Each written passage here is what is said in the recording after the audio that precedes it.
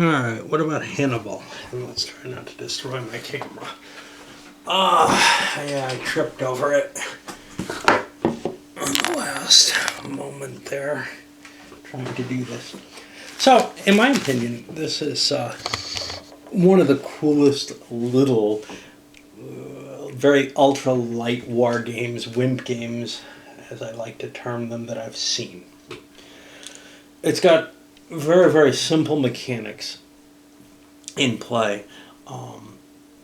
The only problem is I find the rules very difficult to digest, actually. They could be written a lot more easily. For example, just, mainly a matter of formatting more than anything else throughout them, but they just don't sink into me because of it. So the option card section here trails down to here, and I was mistaken about Macedonian intervention. That's a card. That's not something that's just automatically triggered. You have to have the Carthaginian card for that. So what's so cool about this game? For one side of it, it is fairly simplistic. You roll some dice, buckets of dice type system. You have fairly simple charts to roll on. The sequence of play is very, very minimal here. You roll to see what you can do. I like games with luck.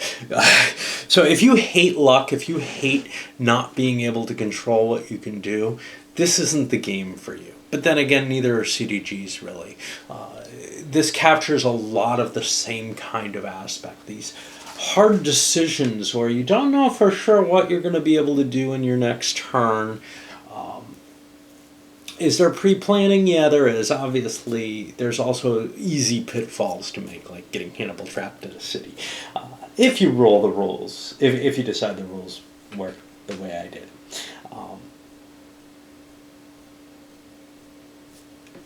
Other than that, you have your actions where you actually move. You have the cards, which okay. Like with CDGs, again, I feel like sometimes I have this godlike control over the game from those. A control that I don't feel is correct, whereas maybe to some extent other people are going to be upset that they have too little control over where they're allowed to make their primary focus. I do not at all mind the Senate resolution rolls. I think they're cool. I don't terribly mind most of the cards. Probably the only one I really despise is the weather card.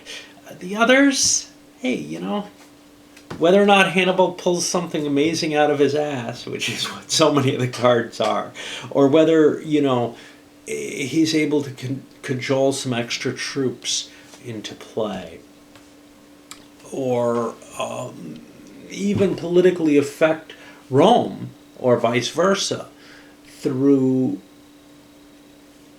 some sort of diplomatic intrigues. These all make sense to me. The weather card, not so much. But there's only one type, which is the storms at sea.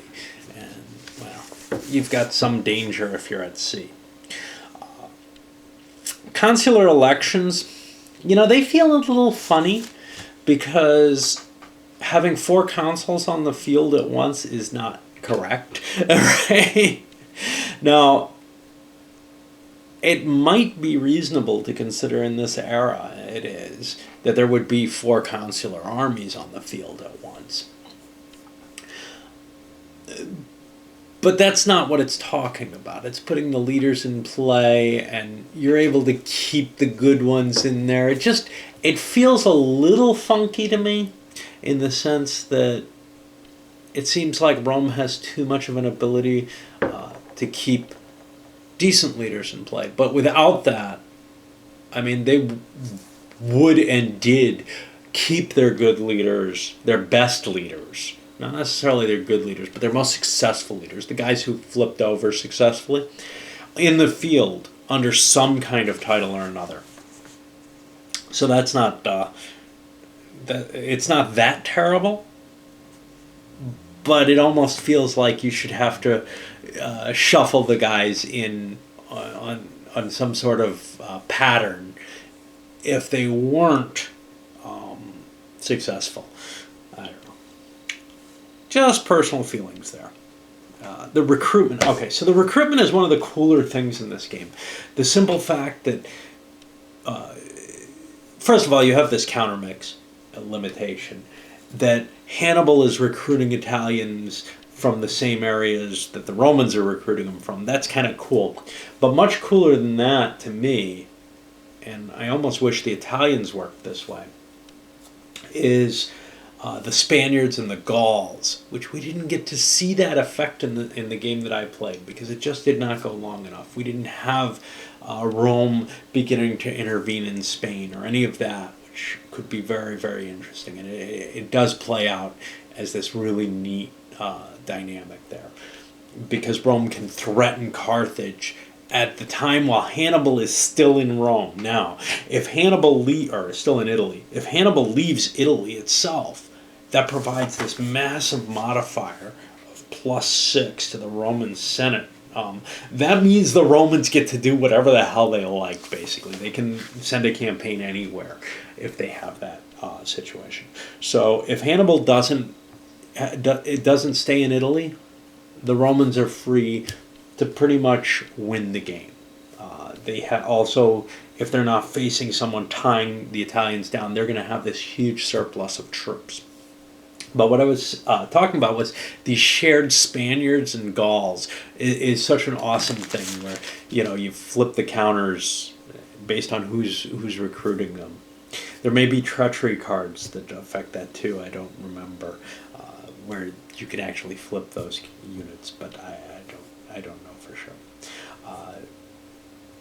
The naval operations provide another place for a stalemate to happen. Basically, this game is just filled with stalemates, and you didn't see it where I played it, but as it plays out over the longer term of the game, you've got this stalemate in Spain where you're fighting Carthage there. You've got one in Italy. Now, if you don't advance on Spain, eventually the Spaniards come into Italy, and that's horrible because you've just allowed Hannibal to have this huge reinforcing force of good quality units that he's not going to get otherwise.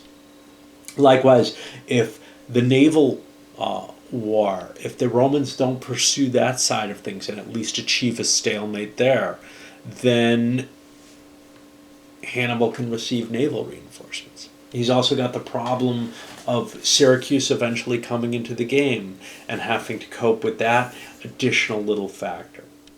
The extra bonus for the cities, the way they collapse, the way that if you take one city, another city will join your side if it's empty of garrisons.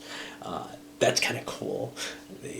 Likewise, if you win a major a field battle, then you gain support from one of the Latin cities just coming over your side. It's kind of interesting to see that the northern Italians produce Gauls for Hannibal. Again, just it makes sense, and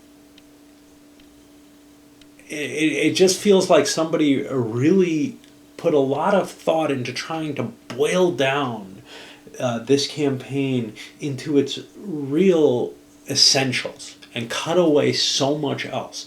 Kept a lot of chrome in the game. This game has a good deal of what you'd consider chrome, like the kind of stuff that you look at in the Berg Ancient World stuff, for say the First Punic War, and say, you got the Senate, you're rolling on tables for that. Unfortunately, I haven't played that one yet. The two that I can think of that I've played, well, actually, so the couple that I've played that I can really remember are there's a couple of Euros. This is a level above that.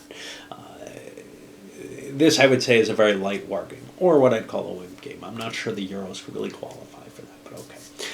There's a couple of Euros that have kind of fit into that range, and then there's things like Pax Romanum, which don't really cover just the Second Punic War. They're covering, a larger scale. But the two that really cover the Second Punic War that I'm familiar with are the old Avalon Hill, and I think GMT makes it now, the Rome versus Carthage, Hannibal. And I really despised that game. I think the big problem for me with that one was the combat cards. That just I really hated the way they worked, and the displeased me greatly. Otherwise, it might have been a kind of interesting light game, but it seemed, from my recollection, to lack all this kind of interesting chrome. A game that had all that chrome was Miranda's Hannibal. I usually don't like Miranda games, and I don't remember this one really impressing me. Basically, it felt like it should have been a light game like this. It's not that I love light games more than I love heavier, games. It's not that I dislike hexes and CRTs and all that. It's just there's something flavorless about the ancient games when they're done that way and not done well. I'm not sure I've seen one that's done terribly well. Tell you this much, Imperium Romanum, which has a lot of flavor to it, but when you actually play it, it bogs down. It's just, here's what it is. The actual terrain that you're allowed to move over, etc., in an ancient world game, the fact that you have to stay in what are really fairly limited maneuverability in general, in order to maintain your supplies and stuff like that, that all kind of devolves into, hey, wouldn't it be easier to just do this as an area game? It would actually kind of work better, or point to point or whatever, than trying, than having this whole hex map where, honestly, you can't move more than a couple hexes off the road. I don't know that the Miranda had that issue, but I do know that it didn't impress. This one, on the other hand, really, as long as you don't screw up completely like I did, I remember playing out as this really nice representation of the campaign that really felt like it. You have this kind of stasis. Both sides have these weird reasons that are entirely historically accurate, the way the game plays out, to not pursue sort of the go for the throat strategy. So, first of all, you may not be allowed to as Rome, right? If as Rome you have these supreme advantages, if you could hold Rome itself, you could take Africa, if you had free access there. But the fact that you have the senatorial issue, and the fact that the African, the Spanish troops could all be withdrawn into Africa and face you there, where you wouldn't have the numbers anymore. There's just so many little things in this that work really, really well together, at such, a low level of complexity. The big complaint I have about this thing, though, is the rulebook. It's not terribly long. It looks like an 8-page rulebook. Big print. It's not even terribly complicated. It's not even terribly difficult. There are some ambiguities. There's no question there. It's just presented in a way that doesn't stick in my little brain. And some of that is just a matter of the graphical presentation. It may be the ordering, number of other things that may be in place here. Well, there's one I forgot. Hasdrubal can move between Spain and Gaul without the Senate's approval.